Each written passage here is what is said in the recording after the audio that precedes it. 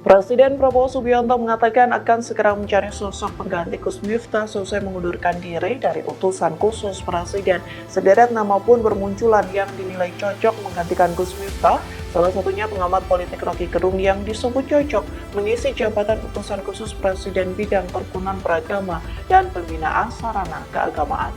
Dikutip dari tribunnews.com, hal itu disampaikan oleh aktivis dan pengamat politik Sabang Merauke Circle, yakni Syaganda Nainggolan, yang menilai Rocky Gerung cocok menggantikan Gus Miftah karena selama ini diterima di semua kalangan.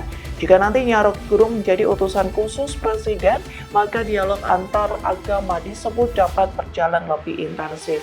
Bahkan Syaganda menyebut Rocky Gerung dapat merukunkan antara umat. Download Tribun X sekarang, menghadirkan lokal menjadi Indonesia.